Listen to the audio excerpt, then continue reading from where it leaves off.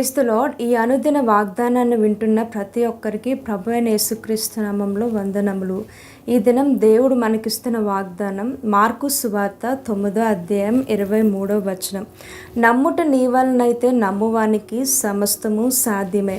ఈ యొక్క వాగ్దానాన్ని బట్టి దేవుని నామానికి మహిమ కలుగును గాక. ఈ యొక్క వాగ్దాన సందర్భాన్ని మనం చూసినట్లయితే ఒక తండ్రి తన కుమారుడిని యేసుక్రీస్తు వద్దకి తీసుకొని వస్తారు.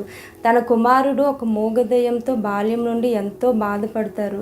అయితే ఆ యొక్క మూగదయ్యం పట్టినప్పుడల్లా అతను మోర్చిల్లిపోయి కింద పడిపోతూ ఉంటారు. ఆ సందర్భంలో ఆ కుమారుడి నోటి నుండి నురగ కారుతుంది. అది వాడిని నాశనం చేయాలని తరచుగా మాటికి అగ్నిలోను నేలలోను పడేసింది.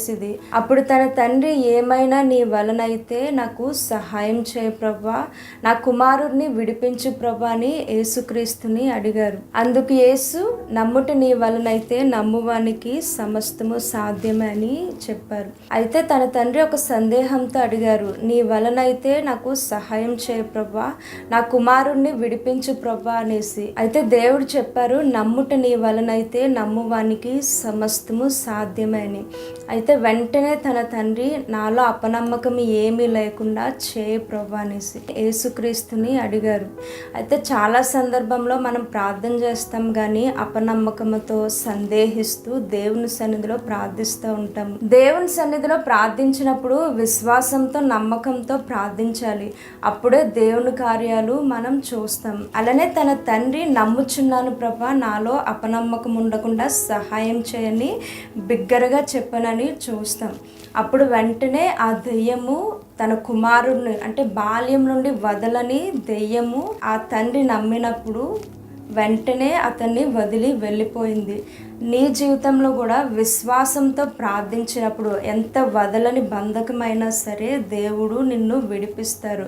అయితే నీలో ఉండాల్సింది నమ్మకము. మత్తయి సువార్త 17వ అధ్యాయం 20వ వచనంలో మనం చూసినట్లయితే, ఆవగింజంత విశ్వాసం ఉండిన ఎడ్ల ఈ కొండను చూచి ఇక్కడి నుండి అక్కడికి పొమ్మనగానే అది పోవును.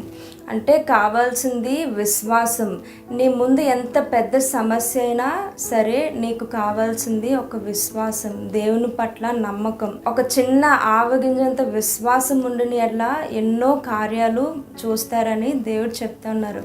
అయితే ప్రార్థన చేసేటప్పుడు చాలా సందర్భంలో వెంటనే వచ్చేయాలి, వెంటనే సమాధానం రావాలని ప్రార్థన చేస్తూ ఉంటారు. చాలా మంది నమ్మకం లేకుండా ప్రార్థన చేస్తూ ఉంటారు. అపనమ్మకాలతో, సందేహాలతో, ఇది అవుతుందా, ఇది అవ్వదా, నా జీవితంలో ఈ కార్యం దేవుడు నా పట్ల చేస్తారా, చెయ్యరా అనేసి చాలామంది ప్రార్థన చేస్తూ ఉంటారు. అయితే దేవుడు చెప్తా ఉన్నారు, నమ్ముట నీ వలనైతే నమ్మువానికి సమస్తము సాధ్యమే. అయితే నీవు నమ్మితే దేవుని కార్యాలు మీరు చూస్తారు. ఎంత వదలని ఒక పాపమైనా సరే దేవుడు నిన్ను విడిపిస్తారు. ఎంత వదలని ఒక వ్యాధి అయినా సరే దేవుడు నిన్ను విడిపిస్తారు. ఎంత వదలని ఒక ఆర్థిక ఇబ్బంది అయినా, మనశ్శాంతి లేకపోవడం అయినా సరే, చాలా సంవత్సరాల నుండి బాధపడవచ్చు, కానీ దేవుని సన్నిధిలో నమ్మకంతో ఎప్పుడైతే ప్రార్థన చేస్తామో, ఒక విశ్వాసంతో ప్రార్థన చేస్తామో, దేవుడు ప్రతి సమస్య నుండి విడిపిస్తారు. అది ఎంత వదలని ఒక సమస్య అయినా సరే, అది ఏదైనా సరే దేవుడు విడిపిస్తారని ఈ యొక్క వాగ్దానంలో మనం చూస్తాం. అలానే హెబ్రీయులు రాసిన పత్రికలో 11వ అధ్యాయం 6వ వచనంలో మనం చూసినట్లయితే, దేవుని వద్దకు వచ్చేవాడు ఆయన ఉన్నాడనియు తన్ను వెదుకు వారికి ఫలము దయచేయవాడనియు నమ్మవలను కదా. అంటే దేవుని దగ్గరికి వచ్చినప్పుడు విశ్వాసంతో ప్రార్థించినప్పుడు ఆయన ఫలము దయచేస్తారని ఈ యొక్క వచనంలో మనం చూస్తాం.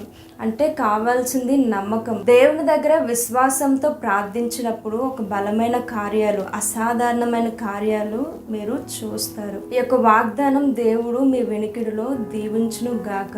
ప్రార్థన చేసుకుందాం. మహోన్నతుడ, మహాగణుడ, నీకు వందనములు చెల్లించుకుంటున్నాం ప్రభా తండ్రి. ఈ యొక్క వాగ్దానం ద్వారా మీరు మాట్లాడిన విధానమును బట్టి ప్రభా మీకే వేలాది వందనములు, స్తోత్రములు చెల్లించుకుంటున్నాం ప్రభా.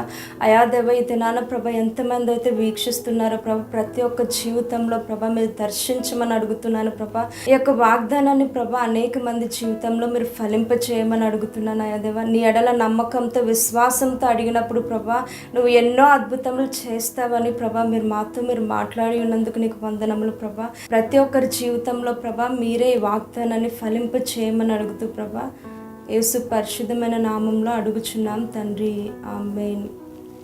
ప్రభు మిమ్మును మీ కుటుంబాన్ని దీవించును గాక. ఆమేన్.